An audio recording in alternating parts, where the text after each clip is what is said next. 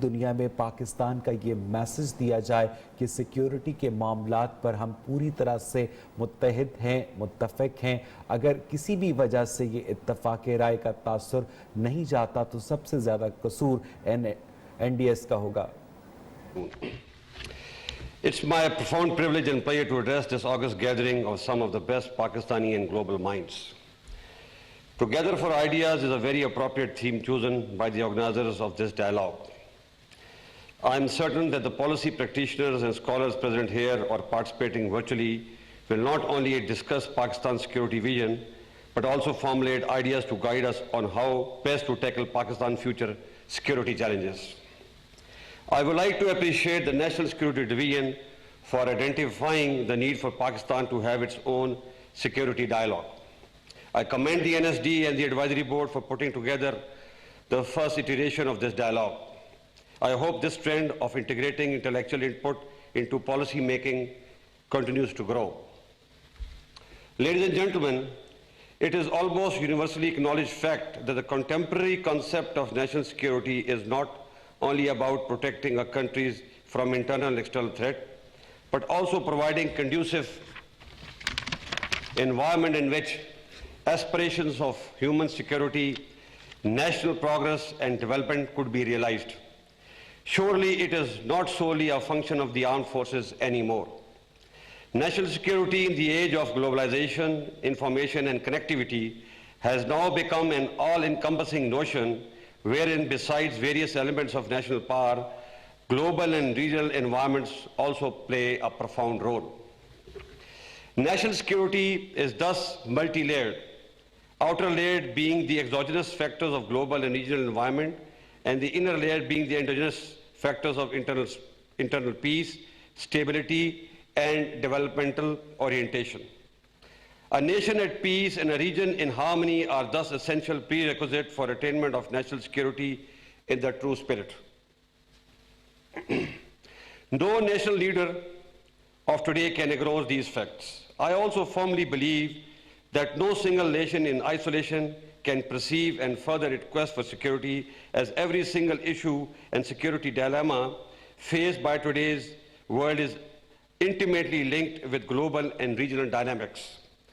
Whether it be human security, extremism, human rights, environmental hazards, economic security, or pandemic, responding in silos is no more an option.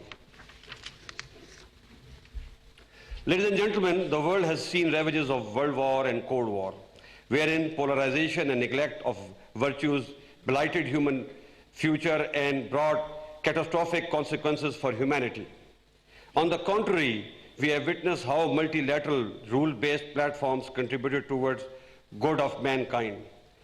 Today we face the similar choices, whether to stay stitched in the acrimony and toxicity of the past, continue promoting conflict and get into another vicious cycle of war, disease and destruction, or to move ahead, bring the dividends of our technological and scientific advancement to our people and usher in a new era of peace and prosperity.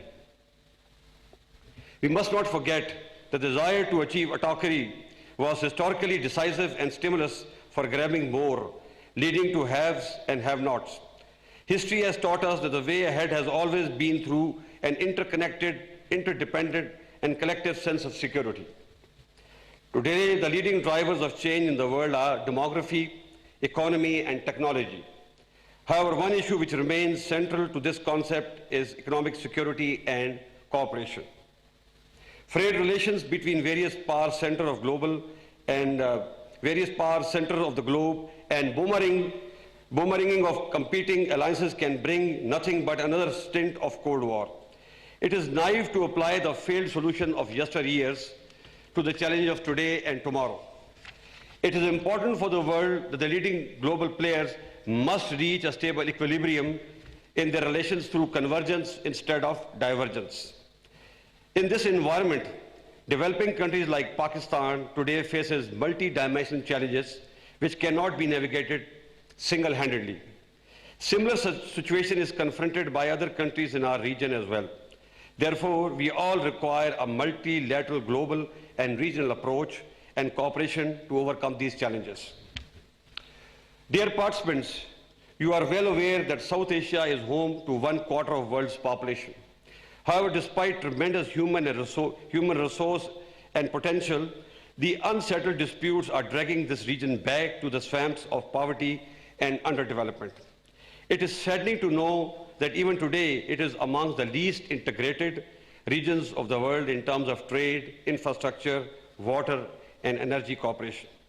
On top of it, despite being one of the most impoverished regions of the world, we end up spending a lot of our money on defense, which naturally comes at the expense of human development.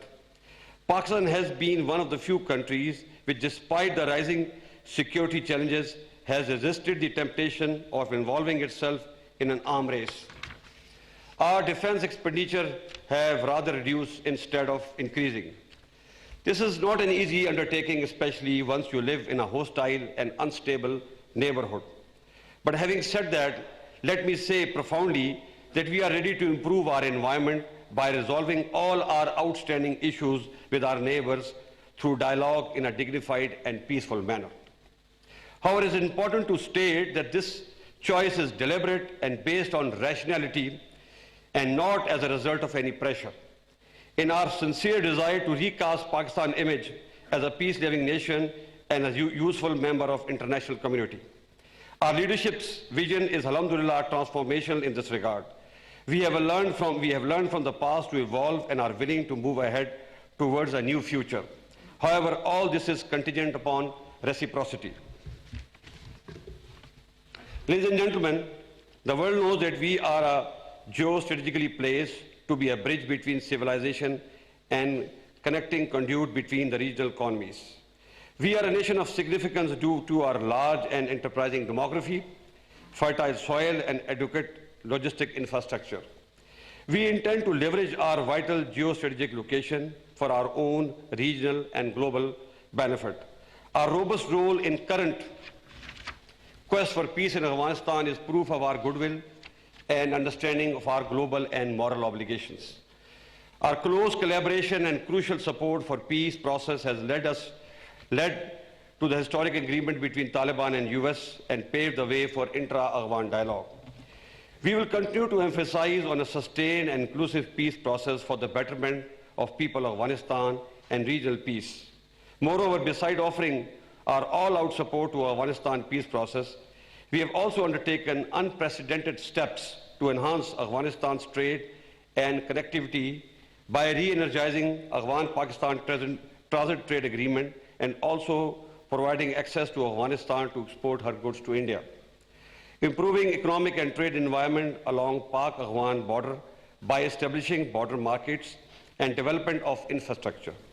Being part of energy and trade corridor binding Central, South and West Asia through land routes and inviting Afghanistan to be part of CPEC. Dear participants, stable Indo-Pakistan relation is a key to unlock the untapped potential of South and Central Asia by ensuring connectivity between East and West Asia.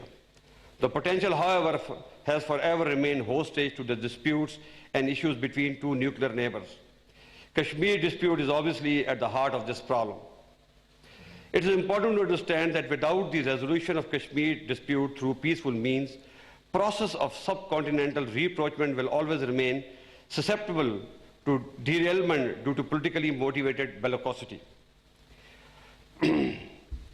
However, we feel that it is time to bury the past and move forward.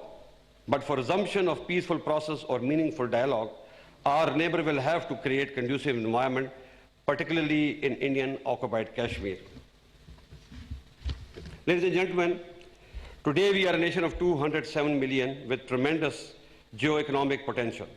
In order to carve a promising future for our people, it is important for us to embark upon a solid economic roadmap backed up by infrastructural development and regional integration. Our choices with respect to the same have been clear and explicit.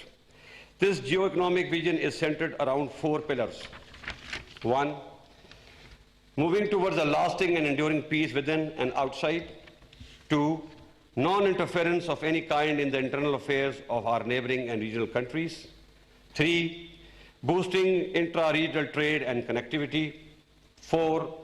Bringing sustainable development and prosperity through establishment of investment and economic hubs within the region. Pakistan has been working towards all 4 aspects with unity of purpose and synchronization within the various components of national security.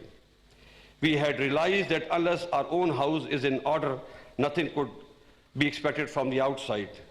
Now, after having overpowered the menace of terrorism and tide of extremism, we have begun to work towards sustainable development and improving economic condition of underdeveloped areas. Pakistan Army has contributed tremendously towards this national cause by rebuilding and mainstreaming some of the most neglected areas through massive development drives besides ensuring peace and security. Our long campaign against the tide of terrorism and extremism manifests our resolve and national will. We have come a long way, and yet we are a bit short of our final objective, but we are determined to stay the course.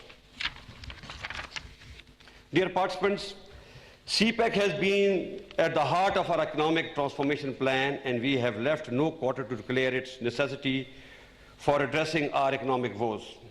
Our sincere effort to make it inclusive, transparent, and attractive for all global and regional players with the aim of bringing its benefit to everyone. Let me also emphasize that while CPEC remains central to our vision, only seeing Pakistan through CPEC prism is also misleading. Our immensely vital geostrategic location and a transformed vision makes us a country of immense and diverse potential, which can very positively contribute to regional development and prosperity. The vision, however, remains incomplete without a stable and peaceful South Asia. Our efforts for reviving SAARC, therefore, are with the same purpose. Our effort for peace in Afghanistan and responsible and mature behavior in crisis situation with India manifest our desire to change the narrative of geopolitical contestation to geo-economic integration. We are doing our bit, but a major contribution is to be made by the global players through their cooperation. I am sure that an economically integrated South Asia is much more suited to them instead of war-torn, crisis-ridden, and destabilized zone. We also have a hope in the form of incoming US administration, which can transform the traditional contestation into a gainful economic win-win for the world in general and the region in particular. South Asia can be the starting point for regional cooperation. I have firm belief that economic and sustainable human development can guide us into a future full of peace and prosperity.